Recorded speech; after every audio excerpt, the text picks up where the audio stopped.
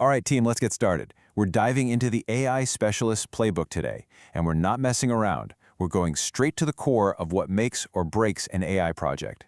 I'm talking about managing organizational and compliance risk.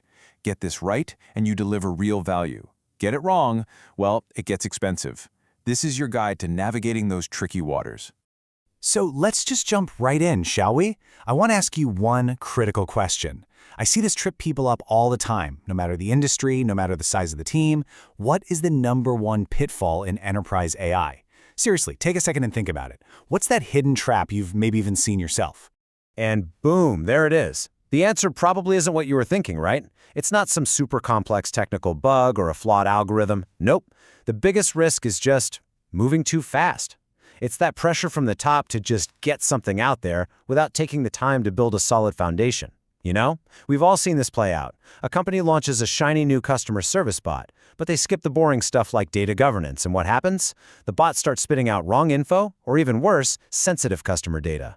That foundation, you guys, it's not just about the tech. It's about getting everyone on board, having a real data strategy, and hey, maybe starting with a small win to build some confidence.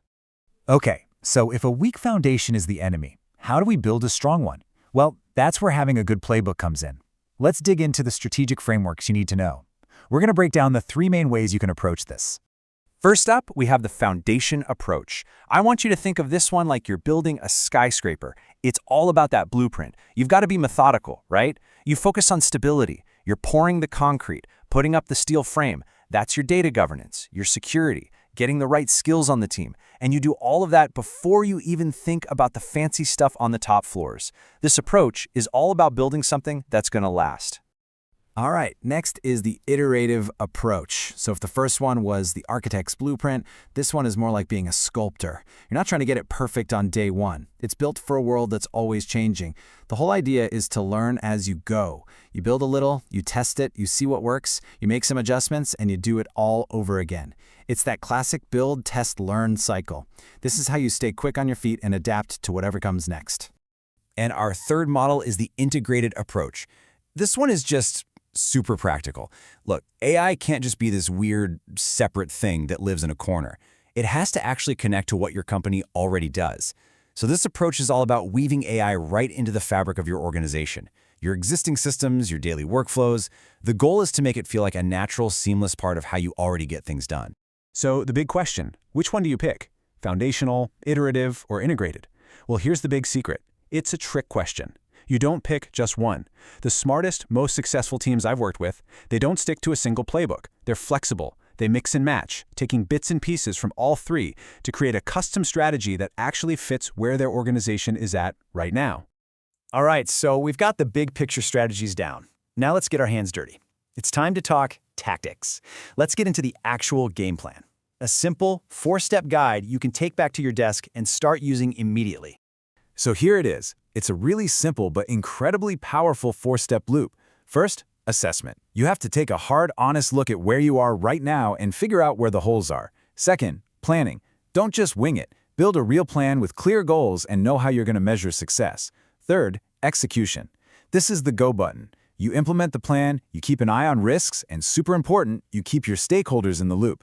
And finally, number 4, monitoring and optimization. You're constantly tracking how things are going and tweaking your approach. And remember, this is a circle, not a straight line. It's a continuous cycle of getting better. Okay, we've gone over the high-level strategy and the tactical game plan. Now it's time for the debrief. And I want to tackle the 2 questions that I always get asked at this point. First, how do we actually prove this thing is working? And second, okay, great. So where on earth do we start? And let's be real, this first question is huge. You can have the most amazing, technically brilliant AI tool in the world, but if you can't show how it's actually helping the business, that project is dead in the water. So, let's cut through the noise. How do you measure success in a way that actually gets people's attention? The key here is just good old-fashioned discipline. First things first, your metrics have to be tied to business goals. Seriously, nobody in the C-suite cares about model accuracy. They care about reducing customer wait times by 20% or saving $500,000. That's the language you need to speak. Next, define these things from day one. Don't make it an afterthought. Then you have to track them consistently. And last, be ready to pivot. If you realize wait time isn't the real issue, maybe the goal becomes customer satisfaction. The key is to be flexible, but always be measuring. Okay, we've talked about a lot, but none of this theory matters if you don't do anything with it. So let's make this super concrete. When you walk into the office tomorrow, what is the very first thing your team should actually do? Here it is. The absolute first step is to start with an honest assessment. That's it.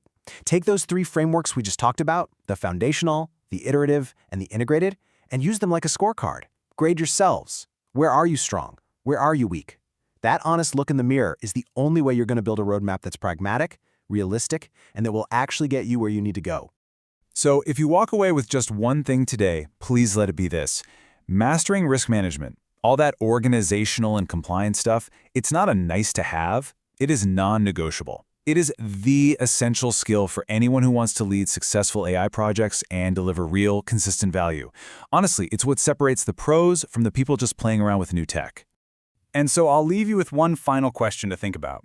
You've got the playbook now. You know the frameworks, you know the biggest pitfall, and you have the 4-step plan. So the only thing left to ask is, what's the very first gap you're going to look for in your own organization? Because whatever your answer is, that's exactly where your work begins.